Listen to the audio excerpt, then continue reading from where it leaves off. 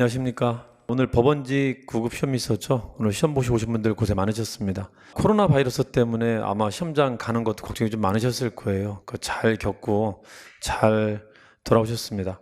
오늘 고생 많으셨습니다. 간단히 총평 말씀 좀 드리고 그리고 25문제 설명을 좀 드리도록 하겠습니다.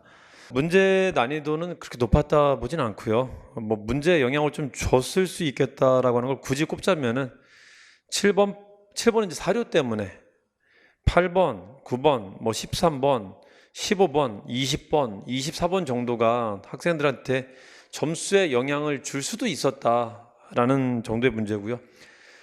상위급 문제가 딱히 보이진 않았던 것 같아요. 나머지 지금 불러드린 문제 가지고 점수가 어느 정도 변별이 좀 됐을 것 같습니다. 문제를 하나씩 좀 풀어보도록 하겠습니다. 1번부터 한번 볼까요? 가번의 키워드는 저기죠. 외국과의 조약은 각부 대신과 중천 의장이 함께하라. 자, 중대 범죄는 공개 재판을 시행하라. 헌의육주 말하는 거죠. 4번에 개국기원 사용한다. 6번에 조언 금지한다. 8번에 노비법을 혁파한다. 인신매매 금지한다. 이거를 조고연인이라고도 하거든요. 조혼, 고문, 연자법, 인신매매 금지한다. 가보 1차 때 말합니다. 나는 궁극기무처 의안이라고 합니다. 가보 1차 때 기억을 말합니다. 자, 다번에 흥선대원을 빨리 귀국시키고 조공 호례를 폐지하라. 해상공 폐지한다. 호주에서 가늘한다. 의정부 6조 체제하로 되돌려놨었던 개혁이 있었죠. 갑신전변을 말합니다. 갑신전변. 그래서 여기는 제정 일어나도 호주로 합니다. 호주. 자, 답은 순서가 다나 가 순서로 가야 되겠죠. 다는 84년, 나는 94년, 가는 98년에 있었던 것이죠. 답은 4번입니다. 2번 한번 볼까요? 자, 나타나게 된 원인을 찾으라는 거죠. 자, 이건 뭘 보여주고 있죠? 양반수의 급증과 상민과 노비수의 감소를 말합니다. 조선 후기를 말합니다. 조선 후기 신분제 변화를 말하는 거죠. 자, 기억의 납속책, 니은의 공명첩 같은 것들이 양반수의 변동을 초래했었던 대표적인 요인입니다. 자, 디귿은 선무군관표는요. 양반의 증가를 말하는 게 아니라 양반이 군대를 안 가니까 군역을 지지 않으니까 일부 상류층까지도 군역을 지지 않으려 했었어요. 그놈들만 찾아다가 걔들한테 선무군관이라는 타이틀을 붙이고 군포를 부과했었던 겁니다. 그래서 군역을 확충하는 데 도움이 됐었던 거지 신분의 변동을 초래했던 건 아닙니다. 신분 변동, 양반 숫자의 변동을 초래한 건 아닙니다. 자, 그래 서원 숫자의 변화는 양반 숫자의 변동을 초래하지 않아요. 지방에 있는 양반들의 지위가 약화됐다는 거지 양반 숫자의 변동을 초래하는 사건은 아닙니다. 답은 1번이고요. 3번 한번 볼까요? 3번. 현대사 통일정책 문제죠. 자, 7.4 남북 공동선언. 자, 우리 대표적인 선언 합의문이 남한하고 북한은 사이가 기본적으로 안 좋은데요. 합의문을 체결했었던 적이 몇 번 있었단 말이죠.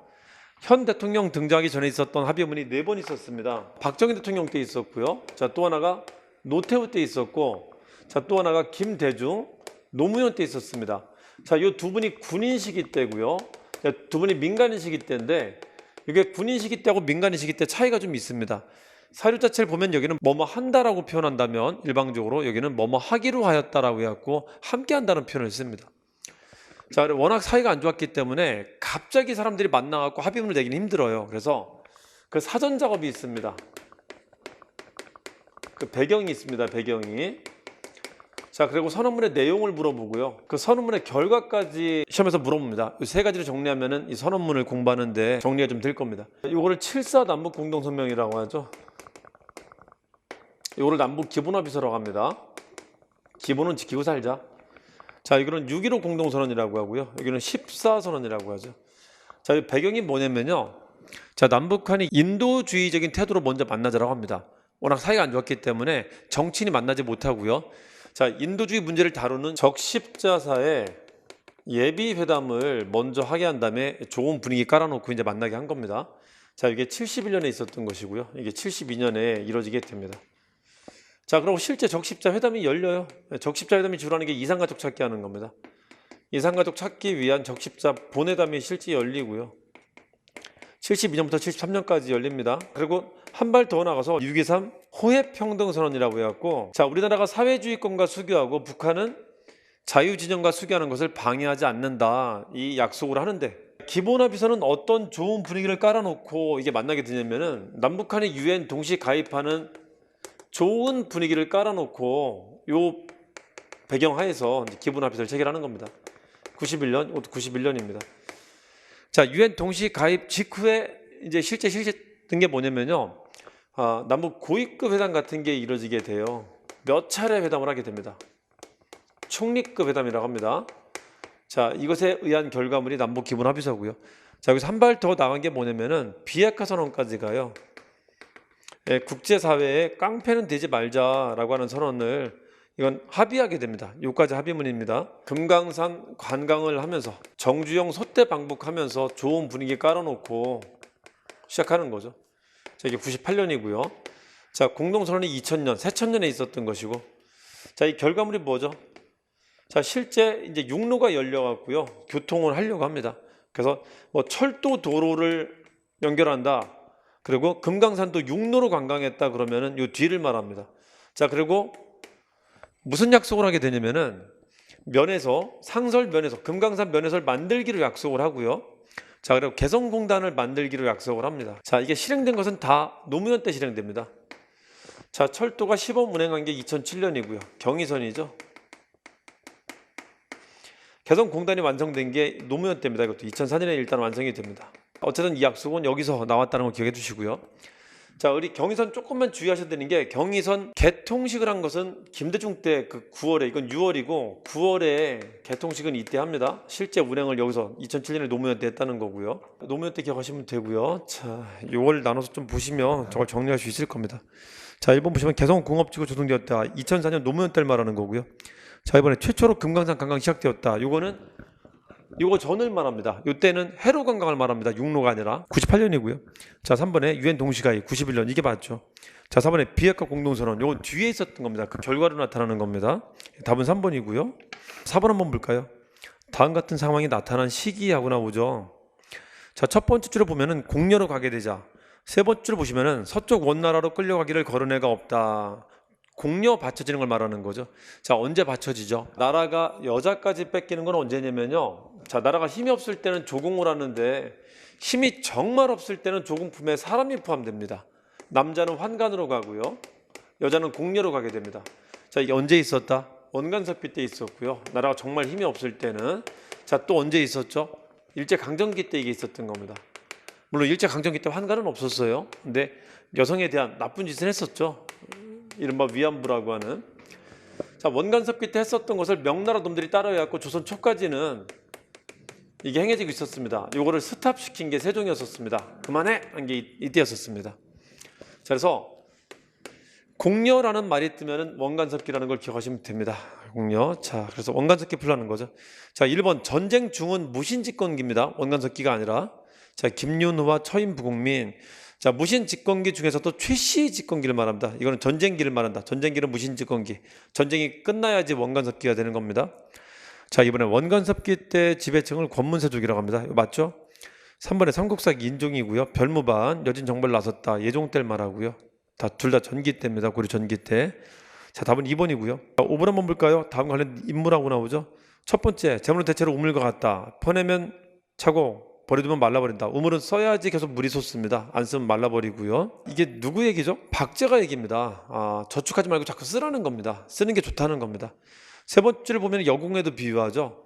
자, 이걸 자꾸 써야지 여공이 월급을 타고, 그런 여공도 돈이 생겨갖고 또 쓰고 할 겁니다. 이래야지 경제에 오히려 도움이 된다는 겁니다. 오히려 박제가의 소비론입니다. 소비론. 전략보다는 소비하자. 자, 기억 보시면은 수레 선박 이용하자, 벽돌 이용하자라고 하는 거. 자, 박지원 박제가가 얘기했던 것이고요. 자, 니은은 유수원 말하는 거죠. 산업공상 직업적 평등이라는 말은. 자, 디귿 보시면은 청해생애들은 국제부에 참여해야 된다. 청과의 통상을 강조한 게 박제가입니다. 박제가는 이렇게 표현합니다. 제가 청소할게요. 제가 청소할게요. 청과의 통상 강조했다. 소비 강조했다. 이게 박제가의 특징입니다. 제가 청소할게요.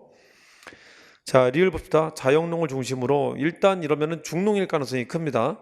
군사와 기억제도를 정비한다. 자, 이건 유형원의 균전론에 나오는 것이고요. 유형원. 그리고 홍대용의 균전론에도 이런 말이 나옵니다. 홍대용의 자영농을 중심으로 군사제도까지 바꿀 수 있다는 얘기를 합니다. 자, 그 교육제도까지 얘기한 걸 봐서는 유형원 얘기하시면 되고요. 답은 2번이죠. 기억 디귿입니다. 자, 6번 한번 볼까요? 조선 책략이죠. 조선 땅은 실로 아시아의 유충을 차지하고 있다. 맨 끝에 세 번째 줄. 자, 뭐를 막는 책략은 무엇인가? 중국과 친하고 일본과 맺고 미국과 이어진다. 이거를 친청 결일 연미라고 하죠. 방화지책을 내세운 것이고요. 자, 조선이 취해야 될 방책이라는 건데 이 방책에 크게 두 가지를 지시합니다. 하나, 러시아는 막아라. 방아지체. 맡겨서 누구랑 지내라? 친청, 결일, 연미해라 라고 해갖고 4개 나라를 제시합니다. 4개 나라. 그 중에 러시아는 나쁘게 표현하고 있습니다. 러시아. 자, 이게 조던 책략입니다. 자, 거기 가는 러시아 말하는 거죠. 자, 일본은 영국이죠. 검문도 불법 점령한 것은. 자, 이번에 프랑스 신부 처형을 구실로 강화도 침략한 것을 병인양요로 합니다. 병인 박해에 대한 구실로 들어온 거죠. 자, 병인 박해 때 프랑스 신부 9명이 죽습니다. 자, 이번은 프랑스고요. 3번 봅시다. 자, 가해 공사관으로 을미사변 이후에 고종이 피신했다. 아간파천 말하죠. 아간파천할 때 아가 러시아입니다. 러시아 맞고요. 자, 4번에 서양 국가 중에 최초로 조약체결한 것은 미국입니다. 조미수호 통상조약이 최초의 서양과의 조약입니다. 답은 3번입니다. 7번 보시면은 잊어봅시다. 대한민국 정부에 이양된 일체의 재산을 지칭한다. 귀속재산은. 자, 귀속재산이라는 말을 가지고도 풀 수 있으면 됩니다. 자, 맨 끝에 귀속재산 처리법이라고 있죠. 자, 2조 두 번째 줄 끝에 보시면은 농경지는 따로 농지기업법에 의해 처리한다. 자, 이거를 뭐라고 하냐면요. 귀속재산을 적의 재산, 적산이라고 합니다. 적산. 이 적산 처리의 임무를 맡았었던 게 첫 번째 공화국 1공화국의 임무였었어요. 이 임무를 맡았었던 게 일본이 남긴 적산을 처리하는 게 1공의 임무였었고요. 자, 또 한편 우리 경제가 완전 바닥부터 시작했기 때문에 누구의 원조로 컸었냐면은 미국의 원조로 컸었습니다. 자, 이 미국의 원조가 경제 바탕이 되었고 나타난 게 뭐냐면은 이걸 원조 경제라고 하는데, 이때 원조 받은 게 3가지 하얀 게 있었습니다. 밀가루, 설탕, 면화. 그래서 이걸 300이라고 합니다. 300. 이 원료를 재가공하는 수준의 산업을 키웠었던 게 1공화국 때 산업의 특징이었습니다. 300산업. 자, 그래서 1공화국 때 공통점을 1공화국 때의 특징을 제시하고 있다. 자, 일본이 맞죠. 300산업 10 때만 쓰는 말입니다. 자, 이번엔 김영삼 때죠. 1993년에 실시했고요. 대통령 되자마자 했던 것이고요.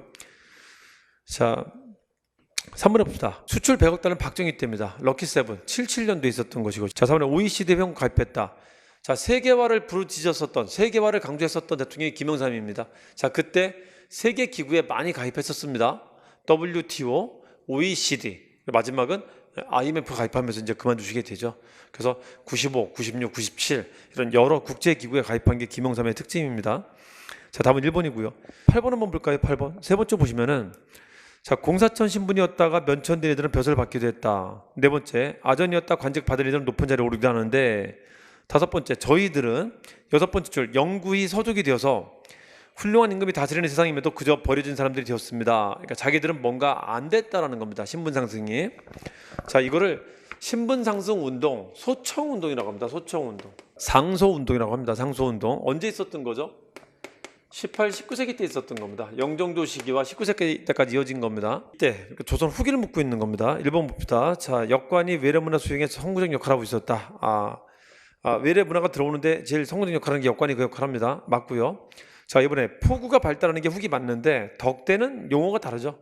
자, 덕대는 광산 경영인을 말하는 거고요. 자, 포구에서 상품 매매 중개업하는 사람들을 여관업자라고 해요. 여관업자. 객주 여각이라고 하죠.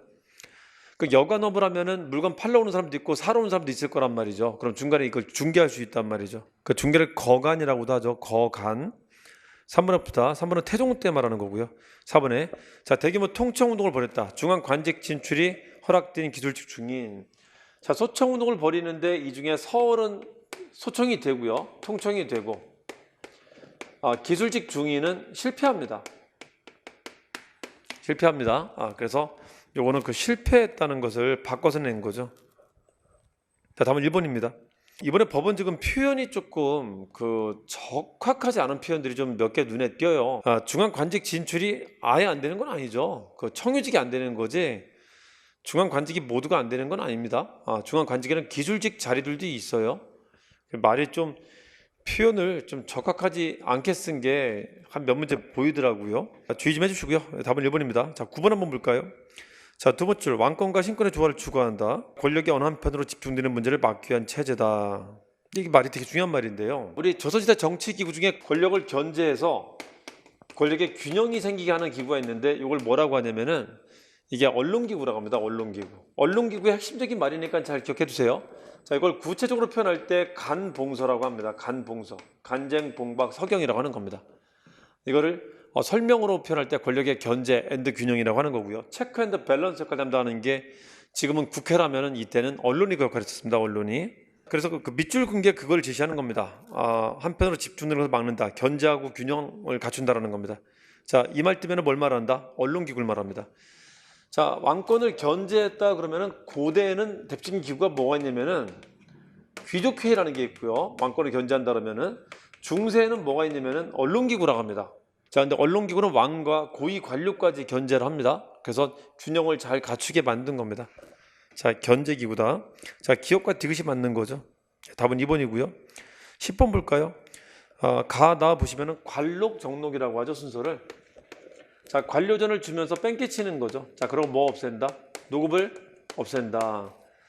자, 그리고 전식과하고 가정법은 너무 쉽고요. 하나는 고려, 하나는 조선 때 사용이 되는 거니까요. 만들어지기만 공양할 때 만들어지고요. 자, 답은 2번입니다. 자, 11번은 뭐 볼까요? 균형법 시행했다. 두 번째 형벌제도 개선했다. 가혹한 형벌 금지했다. 자, 균형법은 수치체제 완화를 말하고요. 형벌제도 완화도 이거 사회정책 완화 같은 걸 말하는데 이게 애민정책 펴는 사람들 특징입니다. 애민정책 펴면은 수치가 완화되고 사회정책은 복지정책은 피고 법률은 완화시키고 이런 특징이 나타납니다. 이게 조선 전기 때는 세종과 성종 같은 사람이 이런 걸 했다면은 후기 때는 영조와 정조 같은 사람들이 이런 걸 합니다. 그 중에 영조 말하는 거죠. 자, 청계천을 정비하고 속대전을 편찬한 게 영조 때 일이죠. 청계천 정비는 실업 구제를 위한 일종의 뉴딜 정책을 폈던 겁니다. 뉴딜 정책을. 자, 디귿봅시다. 탁지지. 자, 정조는 각 관서의 업무를 적어놓은 책들을 유난히 많이 만드는 게 특징입니다. 탁지지, 예문관지, 춘관지, 춘관지 예문관지죠. 자, 규장각지 이런 것들을 각 관서에 맞는 것들을 많이 쓴다는 게 정조 때 특징입니다. 흡률 전칙 같은 형벌에 관한 것도 그렇고 초계문신제 정조 맞죠? 그 답은 1번이 답이 되죠. 기업과 니은이 영조 때 일입니다. 자, 12번 볼까요? 난감히 불교대 유교의 싸움이다. 국풍파대 한학파의 싸움이다. 독립당 대 사대당의 싸움이다. 자, 이게 신채호가 기술한 묘청의 난을 평가한 글이죠. 자, 그중에 가가 묘청을 말하는 거고 나가 김부식을 말하는 거죠. 자, 묘청일파가 서경천동담에서 뭐 얘기했었죠? 금에 대해 사대하지 말자. 한번 해보자 라는 말 했었던 거죠. 금국 정벌하자. 자, 금나라 같은 오랑캐가 황제를 칭하는데 까짓 거 우리도 합시다. 칭제 권원 얘기했었던 거고요. 자, 1번이 맞죠? 전민 변종도 가면 신돈이 유정했었던 거고 후기 때입니다. 원종 때부터 우왕 때까지 몇 번의 치패를 거듭하는 기구입니다. 그 중에 국민왕 때 전민 변종도감이 실효성이 있는 정책을 폈었던 기구고요. 그건 신돈이 건의했었던 거고. 3번에 성리학은 원간섭기 때 처음 들어옵니다. 원간섭기 때. 이때는 못 쓰는 말이겠죠. 자, 4번에 삼국유사도 원간섭기 때 편찬한 겁니다. 일연이죠. 일연. 충렬왕 때 편찬합니다. 답은 1번이고요. 13번 한번 볼까요? 가번에 관등과 인품을 기준한다. 관품하고 인품 같이 가면은 시정전식과입니다. 자, 나번에 현직관리만 경정전식과 마지막 전식과하고 답번에 공신의 공로에 따라 차등 지급했다. 자, 토지를 받는 사람은 크게 둘이 있어요. 누가 있냐면은 하나는 관료가 받고요. 하나는 공신이 받습니다. 자, 우리 고려시대 토지제도를 역시개경이라고 하는데요. 역시개경. 역분전은 공신이 받는 토지 성격으로 이해합니다. 시정개정 경정이 관료가 받는 토지를 보고요. 자, 근데 시정전식과는 경종 때 만들어지는데 자, 이름에 경자 들어가면은 왕권이 좀 기울고 귀족권이 다시 살아나는 시기거든요. 이때 호족들의 힘이 다시 살아납니다. 광종 때 죽었었던 호족들이 다시 살아납니다. 그래서 자, 이때는 광종 때 만들었었던 신진 관료와 다시 힘이 살아났었던 호족들의 입김을 같이 반영한 전식과가 만들어져요. 그래서 관품하고 인품이 같이 반영됐다고 합니다. 같이. 자, 그럼 관품만 가지고 지급하는데 이 관품이 18등급입니다. 자, 여기는 이제 현직만 지급한다. 자, 그래서 지급하는 것도 보면은 점점 줄어간다는 걸 알 수 있습니다. 여기는 전현직을 지급했는데 여기는 이제 현직만 지급한다. 그래서 전현직 지급할 때는 뭐라고 하냐면요. 이게 일종의 봉급이거든요. 토지제도가. 관료 봉급인데 연금 성격도 있었다라고 해요. 근데 마지막에는 봉급 성격만 남게 됩니다. 연금 성격은 사라지고요. 우리 현재 공무원들도 연금 제도를 개혁하면은 연금이 좀 완화되거나 좀 줄어들 겁니다. 고려도 조선도 마찬가지입니다. 연금 성격이 마지막은 사라지게 돼요. 자, 고려는 경전유식화로, 조선은 직전법으로 연금 성격이 사라지게 됩니다. 현금만 지급한다. 다번에 공신공로에 따라 공신한테 줬다라는 거는 그 위쪽을 말하는 게 아니라 아래쪽을 말합니다. 아래쪽. 자, 그 중에는 고려는 역시 개경 중에 역분전을 말합니다. 역분전을. 자, 우리 고려 수도는 개경이죠. 역시 개경이죠. 역시 개경. 자, 라본에 18등급 따라 지급했다. 이것도 적합한 표현이 아니에요. 누가 내시는 건지는 모르겠는데 좀 적합하지 않은 표현들을 좀 사용하고 있네요. 자, 관등에 따라 18등급으로 구분해 지급했다. 개정전식과. 이게 정확히 말하면 있죠. 관품이 있죠. 즉 관등이 있죠. 관등이 18등급인 것이고요. 관등이. 그리고 또 뭐가 있냐면은 이 봉급표 있잖아요. 토지를 지급하는 토지 지급표가 있는데 여기도 18등급이 있어요. 여기도. 이 18등급은 경종 때 시정부터 개정, 경정까지 계속 18등급으로 지급합니다. 관품이 개정부터 경정까지가 18등급이라는 거지 봉급회 등급은 18개가 돼요. 이게 대충 일치가 되기 때문에 지급하기가 좀 수월했었던 겁니다. 등급 맞춰주면 되기 때문에. 근데 이 표현은 조금 좀 정확하진 않아요. 하여튼 관등에 따라 18등급으로 줬다면 좀 그렇습니다. 18품계에 따라서 하면은 개정 전시값부터가 맞는데 18등급이라고만 표현하면은 이거는 시정도 쓸 수 있어요. 시정 때도 그렇게 진행이 됐었거든요. 봉급표는 18등급으로 돼 있거든요. 자, 조금 주의를 좀 덜한 편 같습니다. 답은 3번이고요. 자, 14번 한번 볼까요? 자, 뭐뭐 왕이 관산성을 공격했다. 자, 네 번째 줄. 자, 고관 도두가 급히 쳐갖고 누구 왕을 죽였다. 자, 왕이 죽었던 사례는 3번이 있는데요. 자, 우리 고구려 백제 신라 전성기 때, 삼국시대 때 전성기 그래프를 제가 이렇게 표현합니다. 이게 백제 전성기인데 5세기까지는 대체로 이국시대였었어요. 고구려가 백제 싸움이었었습니다. 자, 그때 백제가 밀리자 신라를 끌어들인 게 이제 삼국시대로 사실상 들어가게 되는 겁니다. 사실상. 그래서 근초고왕 때, 성왕 때가 있는데 이 백제가 잘 나갈 때 고구려 왕을 죽인 적이 있었단 말이에요. 그래서 고구려 왕이 죽었다 그러면 무조건 4세기를 말합니다. 근초고왕 때. 이게 고국 원왕이죠. 자, 거꾸로 고구려가 잘 나갈 때는 고구려가 백제왕을 죽입니다. 장수왕이 죽이는데 장수왕 때문에 너무 계로왕 그런 사람이 있어요. 이 계로왕. 이 계로왕이 죽습니다. 그러니까 이 백제왕이 고구려 군대한테 죽었다 그러면 무조건 5세기예요. 무조건. 내부의 반란으로 죽은 거. 이 내부의 신하들이 죽인 거 말고요. 전쟁하다 죽였다 그럴 때 말하는 겁니다. 자, 한편 성왕이 다시 고구려를 공격하는데 이때는 신라랑 같이 공격하게 됩니다. 진흥왕하고. 자, 그래서 이 고구려가 뺏었던 땅을 다시 되찾는데, 한강을 다시 되찾는데 이때 신라왕이 아주 가볍게 얘를 배신합니다. 그러니까 열받아갖고 얘를 치러 가는데 거기서 또 뒤져요. 이걸 관산정전 들어가는데, 자, 이번에는 신라 군대한테 죽습니다. 그러니까 백제는 외국 군대한테 죽은 게 2번 있는데 고구려 군대한테 죽었다 그러면 무조건 5세기고 신라 군대한테 죽었다 그러면 무조건 6세기 성왕을 말합니다. 아주 중요한 키워드예요. 아주 중요한 성왕 말하는 거죠. 자, 일본은 5세기 비유왕 말하는 거고요.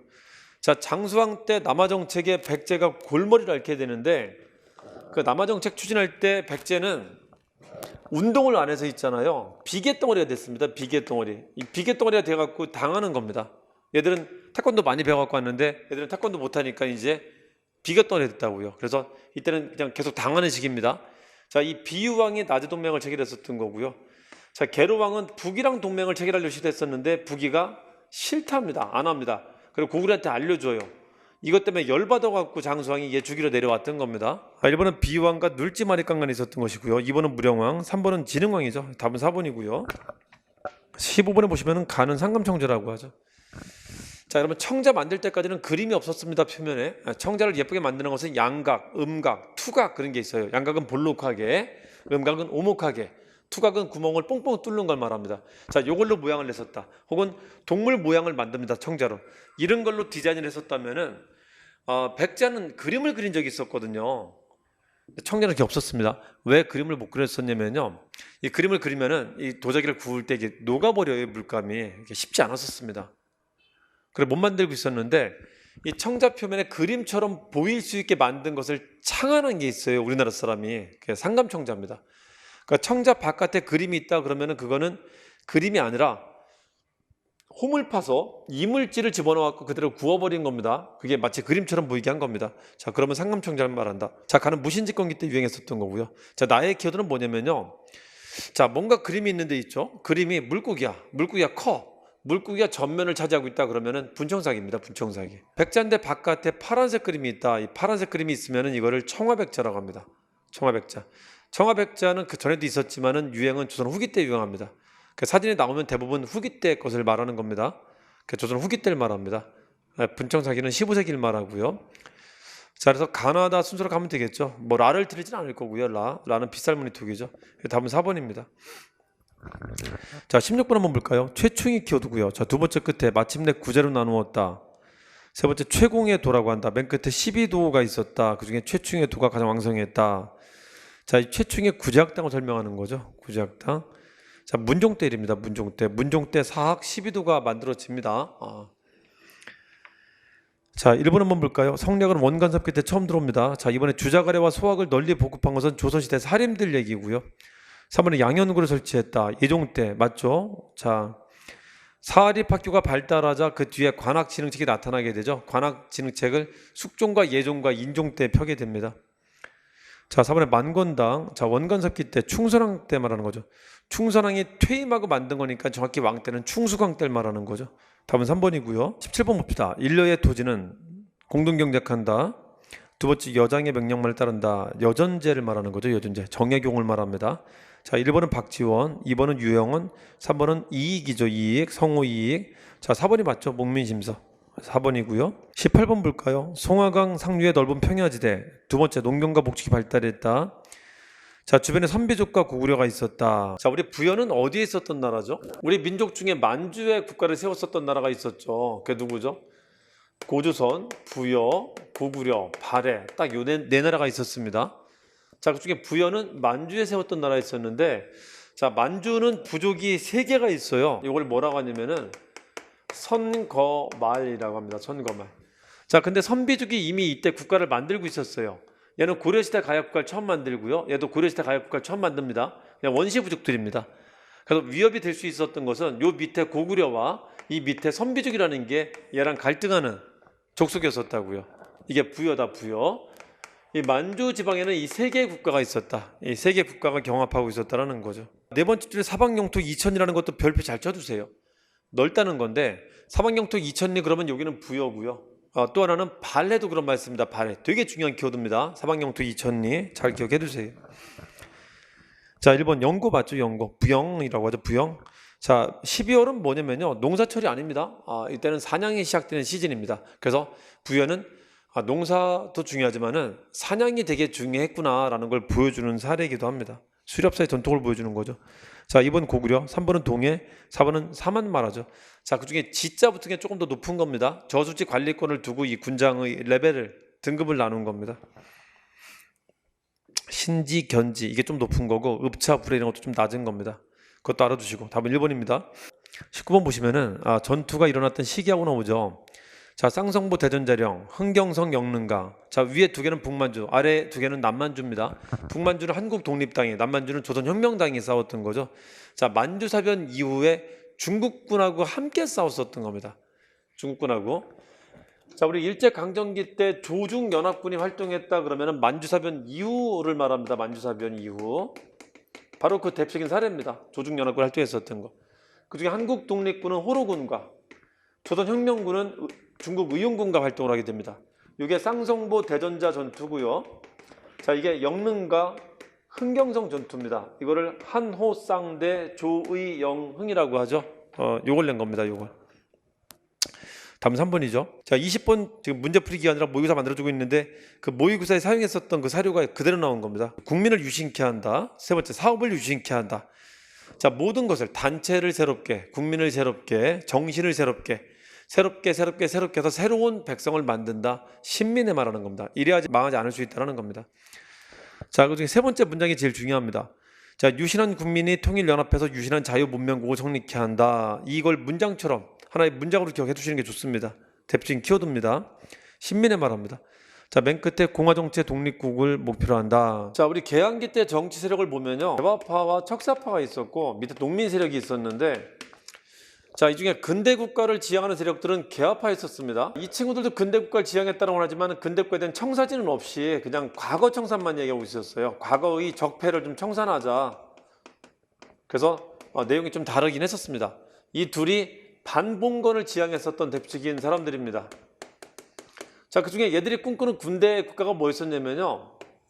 그래, 이 삼각형을 제가 국가로 표현합니다. 맨 위에는 왕이고 여기는 관료층을 말하고 여기는 그 백성들 말합니다. 이 삼각형의 국가가 이렇게 바뀌는 게 얘들이 꿈꾸는 국가였었습니다. 왕이 없어지는 국가. 없어지는 방식이 두 가지가 있습니다. 실제 진짜 없어지는 게 있고요. 두 개인 두 대 허섭이 만드는 게 있습니다. 자, 요거를 입헌군주제라고 하고요. 군림하되 통치하지 않는다. 요거는 이제 공화정이라고 합니다. 공화정. 이 개화파들은 언제까지도 공화정을 얘기 안 하냐면요. 갑신정변, 갑오개혁, 헌의육조, 즉 독립협회 단계까지도 얘들은 입헌군주제를 지향하지 공화정을 지향하지 않아요. 그게 언제 가서 바뀌게 되냐면은 러일 전쟁을 계기로 우리나라 국권이 피탈돼 나간단 말이죠. 1904년 2월 이후로. 자, 그때 등장했었던 이 개화파들 다음에 등장하는 단체들을 계몽단체라고 하는데요. 헌정연구의 단계까지도 여전히 뭐를 주장하냐면은 입헌군주를 주장합니다. 자, 그러다 비밀단체인 신민회가 등장했을 때 좀 과격하고 좀 적극적인 공화정을 드디어 주장하게 돼요. 드디어. 자, 이때는 독립협회 일부 과격파 일부가 이걸 주장한 사람이 있었지만은 정론은 아니었습니다. 독립협회 정론은 입헌군주였었습니다. 자, 이때는 이제 정론으로 내세우게 된다. 그래서 이때 큰 변화를 보이게 돼요. 그래서 신민의 공화정은 국권 피탈되기 전에 되게 의미가 있는 말이다라는 걸 잘 기억을 해주세요. 자, 여러분 신민회가 만들어질 즈음에는 이제 뭐도 나타나게 되죠. 헌정연구회는 이른바 을사늑약에 대해서 저항운동을 했었고요. 그러다 이제 해산됐었던 것이고, 신민회가 만들어지고 나서는 뭐가 만들어지냐면요. 정미 7주약이 체결됩니다. 정미 7주약으로 행정권이 박탈되죠. 게다가 군대까지 해산됩니다. 이 해산된 군들이 어딜 가게 되냐면요. 개화파들이 계몽 세력이 되고 척사파들이 의병이 되는데, 척사파하고 농민이 함께 의병이 됩니다. 이 둘이 반외세 성격이 있기 때문에요. 러일 전쟁이 터진 뒤부터는 일본의 국권 침탈이 본격화되기 때문에 우리나라도 일본에 대한 저항을 보다 적극적으로 하게 됩니다. 그 중에 한 단체가 계몽단체라는 게 등장하게 되고 한 단체가 의병이 등장하게 되는데, 이 군인들이 해산되니까 이 사람들이 어딜 가냐, 양쪽을 다 가게 됩니다. 자, 그 중에 계몽단체로 간 게 신민회에 참여한 것이고요. 의병으로 간 게 정미의병이 된 겁니다. 이 둘은 사이가 엄청 안 좋았었는데, 자, 이 사람들이 군인들이 계몽단체에 들어오게 되자 신민회는 노선을 바꾸게 됩니다. 자, 여태까지 계몽단체 활동은 언론과 교육과 산업으로 우리나라를 부강하게 해서 실력을 키워서 독립에 이르게 하자, 아니면 일본과 똑같이 우리나라 발전한 국가를 만들자라는 게 개화파나 계몽단체 취지였었다면은, 신민회는 여기에 그치지 않고요. 뭐까지 하냐면은 의병과 똑같이 직접 전투를 하는 건 아니지만요. 의병은 아니지만 향후 자기들도 무장투쟁을 할 수 있다는 걸 선언하게 돼요. 굉장히 주목할 만한 변화가 생긴 겁니다. 향후 전투에 참여하겠다. 이걸 어려운 말로 독립준비론, 전쟁준비론이라고도 합니다. 신민의 단계에 가면은 계몽단체로서는 굉장히 많은 변화가 생기는 겁니다.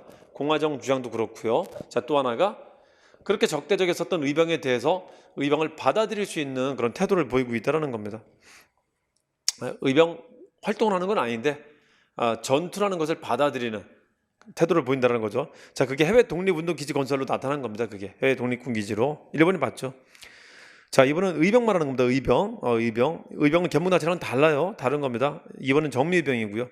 3번 입헌군주 아닙니다. 공화정입니다. 자, 5번은 나철 5기호라는 사람들, 나철을 나인형이라고도 합니다. 그 사람들이 만든 겁니다. 이른바 을사늑약 직후에 만든 겁니다. 다음은 1번이고요. 21번 한번 볼까요? 대개 사람을 죽인 자는 즉시 죽인다. 상처 입힌 자는 도둑질하면 노비, 싫으면 50만 점. 화폐 액수가 구체로 등장한 것은 8조 법금밖에 없습니다. 초기 국가 때는 고조선 묻고 있는 거죠. 1번 동해. 자, 2번은 부여 고구려, 3번은 고구려, 4번이 맞죠. 상, 대부, 장군이라는 관료 체제가 있었습니다. 관료 체제가 존재했다는 거 꼭 기억해 두셔야 됩니다. 이거는 관료 체제가 존재했냐 존재하지 않았냐 말을 한 게 아니라 구체적인 관료 체제의 명칭을 가지고 이제 낸 거죠. 상이라는 관직이 있었다.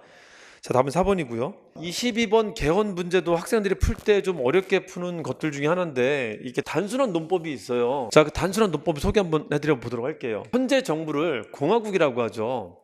우리 이 친구들이 꿈꿨었던 정부가 만들어진 겁니다. 개헌기 때 개화파들이 만들고자 하는 정부가 이렇게 생긴 정부라 했었잖아요. 방금 제가. 그쵸? 자, 이 정부는 두 가지가 있습니다. 얘를 없애는 건데 진짜 없애는 게 있고요. 두 개는 허수아비 만드는 게 있습니다. 자, 근데 뭐가 드디어 만들어진 것이다. 개항기 때는 주로 이펑군주만 노래를 불렀다면은 그 뒤에 신민회부터 공화정 얘기가 나오잖아요. 이 공화정 국가가 생긴 겁니다. 일제강점기 때는 임시 공화정 국가가 생겼던 거고요. 자, 해방되고 나서는 진짜 공화정 국가가 생긴 겁니다. 이 공화국이 진짜 생긴 건데 이게 몇 차례나 변화를 했답니까? 여러 차례 변했어요. 어떻게? 10, 20, 30, 40, 50, 60까지 지금 변화를 겪어온 겁니다. 왜 이렇게 공화국이 종류를 많이 바꿔나가죠? 공화국이 종류를 바꾸는 기반이 뭐죠? 이런 국가, 그리고 밑에는 삼권분립이 되어 있는 국가, 이런 국가를 근대 국가라고 하는데 이런 군대 국가에 관한 것들을 어디에 규율하냐면요, 이거를 헌법에 규율하면은 이걸 통틀어 이제 근대 정부, 근대 국가라고 부르는 겁니다. 근대 국가라고. 그래서 이 공화국이 바뀌는 것은 대체로 보면은 헌법이 크게 바뀌었을 때 공화국의 종류가 이제 바뀐다라고 하는 겁니다. 그러니까 무슨 말이 하고 싶은 거냐면은 공화국 바뀌었을 때 그 앞에는 반드시 뭐가 존재하냐면요, 그 앞에는 반드시 개헌이라는 게 존재하게 돼 있어요. 이 개헌이라는 게. 자, 이거 제 유튜브에 보면은 이 개헌에 관한 요 영상이 짧게 한 5분 정도 있으니까 한번 보세요. 그 설명하는 게 이해가 좀 될 겁니다. 자, 요때 만들었었던 헌법을 재헌헌법이라고 하고요. 자, 이게 기억하기 쉽게 이게 홀수로 갑니다. 357이라고 합니다. 357. 여기는 이제 그대로 갑니다. 7, 8, 9로. 그러니까 요거를 각각 3차 개헌, 5차 개헌, 요거를 7차 개헌, 요걸 8차 개헌, 요걸 9차 개헌으로 나눠서 얘기를 합니다. 자, 그걸 물어보고 있는 겁니다. 3차 개헌을 뭘 말한다? 자, 삼권분립이라 그랬었죠. 삼권분립은 입법부하고 행정부하고 사법부가 있는데 사법부는 권력기구 아니죠. 사법적인 재판기구죠. 권력기구는 두 개입니다. 그래서 이 둘을 가지고 헌법이 국회 중심제냐 행정부 중심제냐 나눠서 얘기를 한단 말이죠. 자, 우리나라는 다 행정부 중심제로 갑니다. 그걸 대통령 중심제라고 하고요. 자, 또 하나 뭐도 있죠.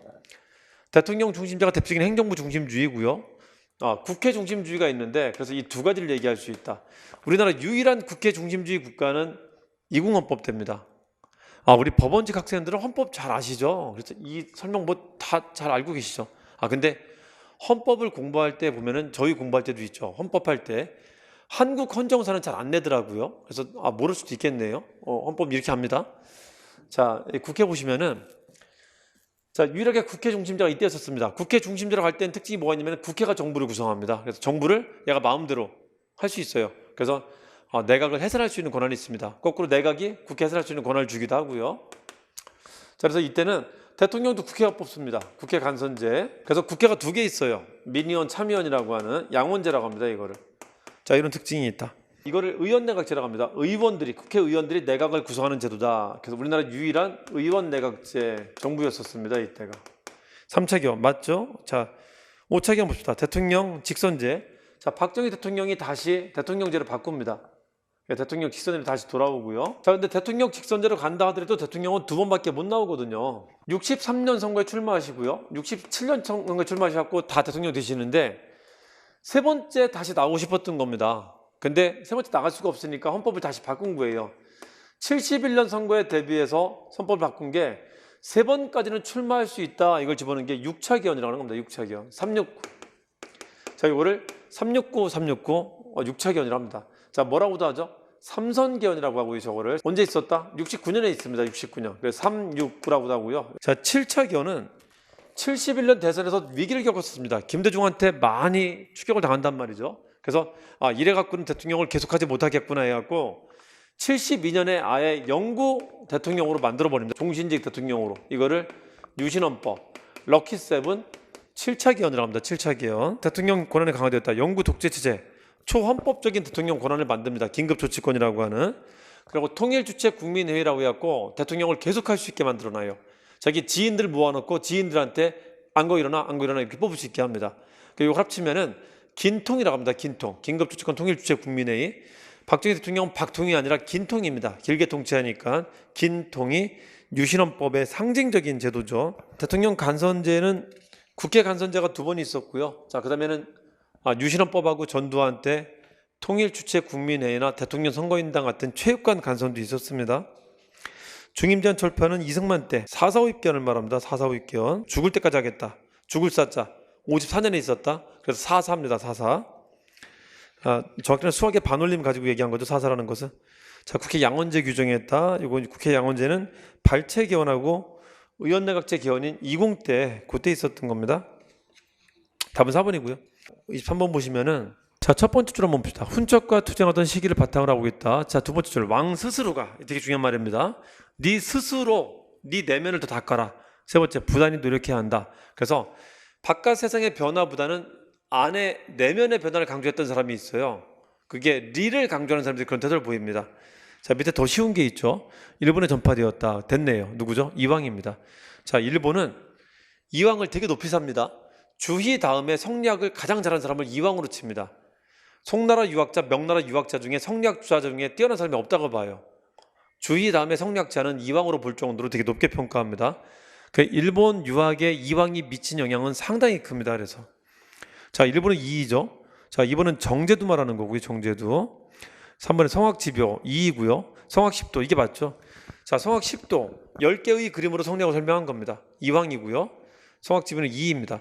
합치면은 황도라고 해요. 황도, 이왕, 십도, 황도, 이열 이렇게 하면 됩니다. 황도, 이열. 이는 요, 이왕은 도입니다. 황도, 이요.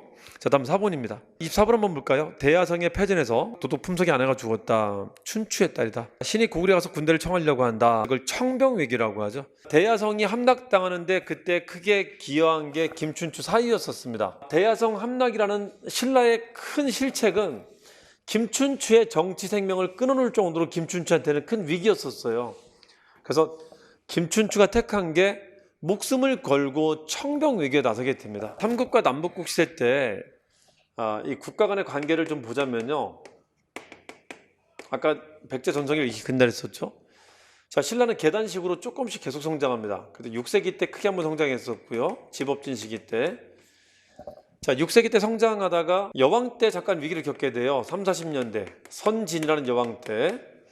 자, 이 여왕 때 이 여왕들을 도와갖고 힘을 키워준 사람들이 남자가 있는데 진흥왕 다음에 힘이 셌던 남자가 김춘추입니다. 김춘추가 실세로 있다가 진동여왕 다음에 왕위로 오르게 됩니다. 이때 다시 한번 신라가 뻥 튀게 되는데 이때 다른 나라를 다 먹어 없앱니다. 무열왕은 백제를 없애고 문망은 고구려 없애고 당나라까지 쫓아냅니다. 자, 그래서 삼국통일 이루게 됩니다. 이 첫 번째 여자 때 귀족들이 난리가 났어요. 이거 뭐 지금 제가 여자를 낮춰 말하는 게 아니라 이 시기 때는 고대국가 때는 여자가 왕이 된다는 것을 인정하기 되게 힘든 상황입니다. 이 진평왕이 딸내미를 왕으로 세우자 귀족들 반대하지. 자, 심지어는 이 시기 때 642년에 고구려하고 백제는 다시 건장한 남자가 등장하게 됩니다. 누구냐면은 연개소문이 등장하게 되고요. 자, 의자왕이 등장하면서 강력한 왕권을 회복하게 돼요. 의자왕은 41년에 등장하는데 42년에 친위 쿠데타로 왕권을 강력하게 만듭니다. 자, 이렇게 되자 첫 번째 여자인 선덕여왕 때는 내우외환이 겹치게 돼요. 내우외환이. 자, 내부에서는 귀족이 비담의 반란 같은 게 있었죠. 자, 외부에서는 연개소문과 의자왕이 계속 괴롭히고 있었다는 거죠. 자, 그중에 의자왕이 괴롭혔었던 그 전투가 뭐냐면은 아주 대단한 전투였었습니다. 정말 대단했어요. 신라가 이것 때문에 정말 죽을 뻔했던 겁니다. 자, 이게 대야성 전투고요. 자, 백제 고구려 연합해서 싸웠던 게 당항성 전투입니다. 자, 이게 642년에 있었던 겁니다. 애들 등장하자마자 한다. 자, 이렇게 됐는데 이 대야성 전투에서 김춘추 사위가 자기 부하 와이프를 강간하다가 있잖아요. 그 부하가 억하심정을 가지고 있죠. 백제 군대가 왔을 때 그냥 성문을 열어줘 버린 겁니다. 그래갖고 어이없이 진 겁니다. 그 책임이 김춘추한테 책임이 있었단 말이죠. 김춘추가 이래 죽나 저래 죽나 그런 상황이라 목숨 걸고 군대를 요청하러 다른 나라에 가게 됐었던 겁니다. 자, 그중에 선덕여왕 때는 고구려 갔었고 진덕여왕 때는 당나라 가는데 고구려는 반대했고 당나라는 받아준 게 이게 나당연합이 됐던 겁니다. 그 나당연합을 바탕으로 무열 문무 때 드디어 백제 멸망, 고구려 멸망을 시키게 됐던 겁니다. 자, 군대 청하러 가는데 군대 청하러 가는 데가 어딘가 한번 생각을 한번 해보세요. 갈 데가 없단 말이야 지금. 신라 있죠? 백제 있죠? 고구려 있잖아요. 그렇죠? 지금 얘가 때린 겁니다. 얘한테 군대 청할 수는 없잖아요. 그러니까 군대 청할 수 있는 나라가 누가 있을까요? 하나가 얘고요. 또 하나가 누가 있다? 하나 일본도 있고요. 또 하나 누가 있다? 중국이 있다라는 거죠. 자, 일본도 가는데 별 실효성 없습니다. 여기도 실효성 없고. 자, 이게 선덕여왕 때 갔었던 것이고 이 당나라가 진덕여왕 때 갔다는 거, 요 두 군데 갔다는 걸 기억하시면 됩니다. 두 군데. 어디 갈 데 없잖아요. 여기 외에는. 그쵸? 이 선덕여왕 때를 말합니다. 자, 신이 고구려에 가서 군대를 청하고 싶다. 원수 갚겠다. 선덕여왕 때 김춘추의 말입니다. 청병외교에 나서게 된다. 청병외교. 병사를 청하는 외교. 자, 일본은 진흥왕 때죠. 이번에 맞습니다. 황룡사 구축무탑 만든 게 선덕여왕 때입니다. 자, 선덕여왕 때 채통이 안 쓰니까 애들이 이렇게 무시하니까요. 선덕여왕의 정당성을 세우기 위해서 되게 거대한 건축물들, 멋진 건축물들을 만들어갖고 정당성을 세우려고 합니다. 그 건축물 두 개가 뭐냐면요. 탑 두 개하고 첨성대 하나예요. 이게 다 선덕여왕 때 만들어집니다. 분황사라는 절과 분황사 탑을 만들고요. 황룡사 구축 목탑을 만든 게 이 여자방 때입니다. 이걸로 이제 권위좀 세우려 했었던 겁니다. 이번에 맞죠? 자, 3번 볼까요? 고구려 부흥운동. 자, 문무왕 때입니다. 문무왕 때 고구려가 없어지고 나서야 부흥운동이 전개될 수 있겠죠. 25번 한번 볼까요? 노비를 조사해서 옳고 그름을 분명히 밝힌다. 두 번째, 주인을 배반하는 노비들을 얻을 수 없었다. 세 번째, 주인 없인 여기는 부서 크게 유행했다. 검인정 교과 사료인데 요즘 아주 잘 나오고 있습니다. 여러 군데서 나왔습니다. 여러 군데서. 광종 때 말하는 거죠. 노비 안건법을 말합니다. 자, 기억에 과거제를 시행했다. 자, 니은에 황도 서도로 만들었다. 이게 황제 국가 됐다는 거죠. 칭제 건원해 갖고 된 겁니다. 개경은 황도, 서경은 서도가 되죠. 자, 답은 1번이고요. 자, 의창과 상평창. 자, 이거는 이런 제도입니다. 자, 우리 국가를 제가 삼각형으로 표현하는데 맨 위는 왕이고 이건 관료고 이건 백성인데 백성들이 잘 살 수 있는 정책을 피는 게 주로 유교왕들이 합니다. 유교왕들. 백성들의 삶에 관심이 많습니다. 애민정책이라고 해요. 그걸 민본정책. 자, 이 백성들을 위해서 만든 게 창이라는 제도를 만든 거예요. 창고. 자, 의창은 국가 대출제도, 상평창은 물가 조절해 주는 거, 곡식 물가 조절해 주는 거. 자, 성종 때 만듭니다. 자, 리을에 전국을 5도 양계로 나누었다. 자, 이게 현종설과 예종설이 있습니다. 11세기 아니면 12세기입니다. 적어도 10세기 왕들과는 절대 병립할 수 없습니다. 5도 양계제는. 답은 1번입니다. 자, 여기까지 해갖고 우리 법원직 25문제를 해설 강의를 마치도록 하겠습니다. 자, 해설 강의 보시고요. 그 유튜브 영상 보시면은 제가 토막토막 잘라갖고 여러 가지 강의들을 10분짜리, 5분짜리로 간략하게 요약해서 올려놓은 강의들이 많이 있습니다. 거의 대부분 파트의 강의들이 있으니까요. 한 번씩 참고하시고 부족한 부분 채워나가시는데 그 도움 좀 가지시길 바랍니다. 수고하셨습니다.